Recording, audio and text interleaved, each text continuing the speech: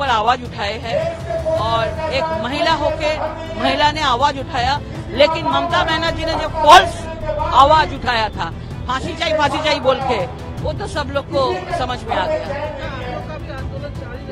ये आंदोलन जारी रहेगा जब तक ये बेटी का विचार नहीं मिलेगा, तब तक ये आंदोलन चलेगा। ये हमारा चलेगा। कल हम लोग का महिला कमीशन का घेराव है। सब महिला लोग तो भारतीय जनता पार्टी का है, हम लोग एक साथ होके हम लोग महिला कमीशन घेराव करेंगे।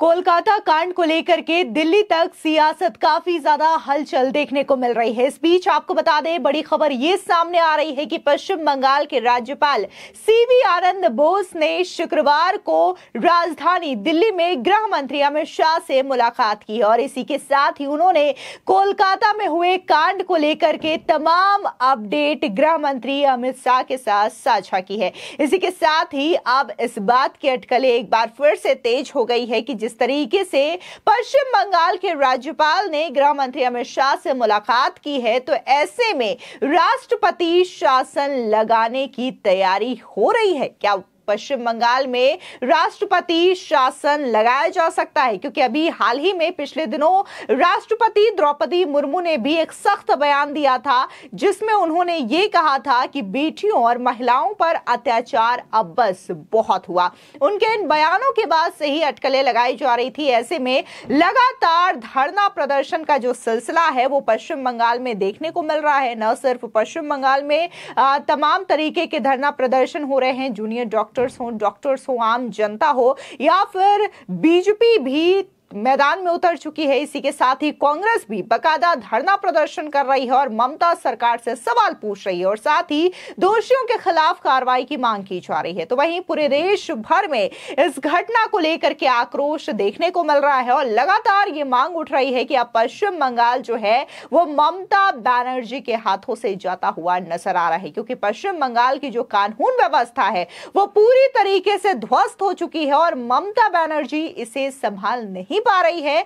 ऐसे में पश्चिम बंगाल में राष्ट्रपति शासन लगाया जाना चाहिए। बता दें कि आज सुबह ही गृह मंत्री अमित शाह से राज्यपाल सीवी आनंद बोस ने मुलाकात की है। पश्चिम बंगाल के राज्यपाल गुरुवार शाम को ही दिल्ली पहुंचे थे। सूत्रों के मुताबिक राज्यपाल ने केंद्रीय गृह मंत्री अमित शाह से मुलाकात कर आरजी कर मेडिकल कॉलेज समेत राज्य के ताजा हालात पर चर्चा की है। वो मामले में विस्तृत जानकारी सौंप कर गृह मंत्री अमित शाह से रवाना हुए हैं। ऐसी भी खबरें हैं कि पिछले सप्ताह भी राज्यपाल सीवी आनंद बोस ने राष्ट्रपति द्रौपदी मुर्मू और उपराष्ट्रपति जगदीप धनखड़ से मिलकर आरजी कर की घटना और इसके बाद की स्थिति के बारे में तमाम जानकारी भी दी थी। बता दें कि राज्यपाल के गृह मंत्री से मुलाकात की खबरें आने के बाद एक बार फिर से चर्चाएं जोर पकड़ने लगी है कि क्या पश्चिम बंगाल में राष्ट्रपति शासन लग सकता है। दरअसल आरजी कर हॉस्पिटल में हुए रेप एंड मर्डर केस के बाद कोलकाता लगातार विरोध प्रदर्शनों से जूझ रहा है।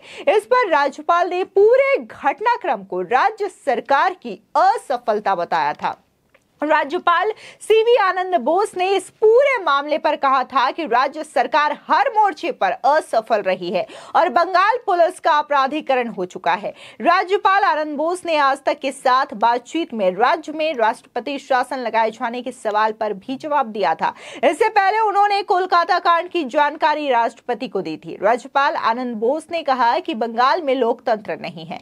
ममता बनर्जी की सरकार लोगों की उम्मीदों पर खरी नहीं उतरी है। उन्होंने अपनी जिम्मेदारी बिल्कुल नहीं निभाई। उन्हें पद से इस्तीफा दे देना चाहिए। साथ ही पुलिस कमिश्नर को भी तुरंत हटाया जाना चाहिए।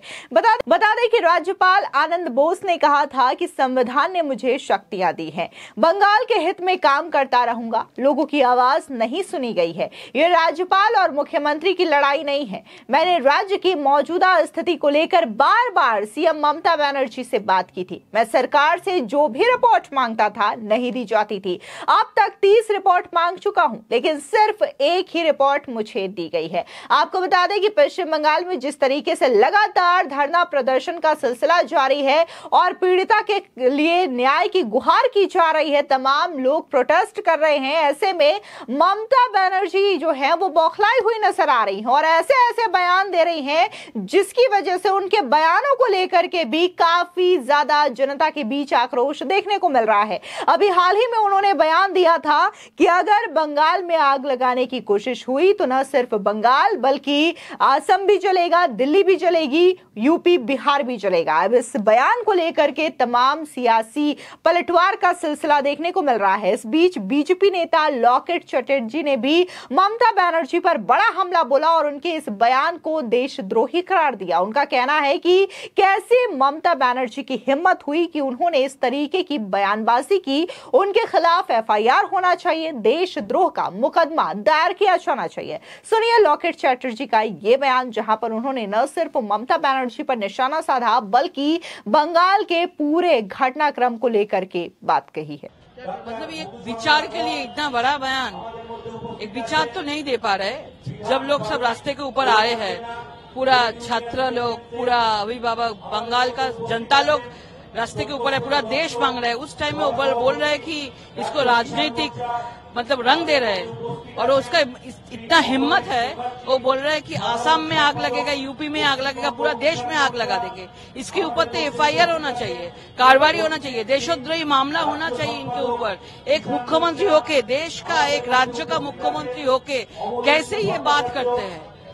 ये क्या पश्चिम बंगाल का अभिभावक है ममता बनर्जी? पश्चिम बंगाल में सबसे बड़ा अगर संतरासवादी है तो ममता बनर्जी है।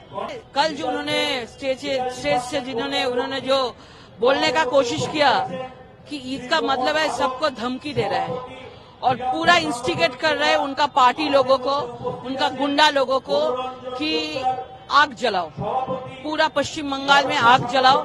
और इसके लिए उन्होंने भी बोला भी है कि आप लोगों को जो इच्छा है आप लोग समझ लिया क्या करने का है, आप लोग जैसा जैसे इच्छा है आप लोग कीजिए। तो इसका मतलब है ममता बनर्जी का राज खत्म हो चुका है। अभी वो चाहते हैं कि बदला लेके फिर से उसका सिंहासन जो है उसको जारी रखे, लेकिन पश्चिम बंगाल का जनता ने आवाज से उसको भगाएगा। डॉक्टर को कल थ्रेट दिया है कि अगर तुम इलाज के लिए काम पे वापस नहीं आओगे तब तुम्हारा पूरा डॉक्टरी, तुम्हारा नौकरी चला जाएगा। मतलब एक लड़की का तो विचार नहीं दे पाया, डॉक्टर बेटी का विचार नहीं दे पाया, उसका विचार के लिए जब डॉक्टर ने रास्ते के ऊपर आया उसको अभी धमकी दे रहा है। धमकी तो उसको देना चाहिए जब जिसका विचार अभी तक नहीं हुआ।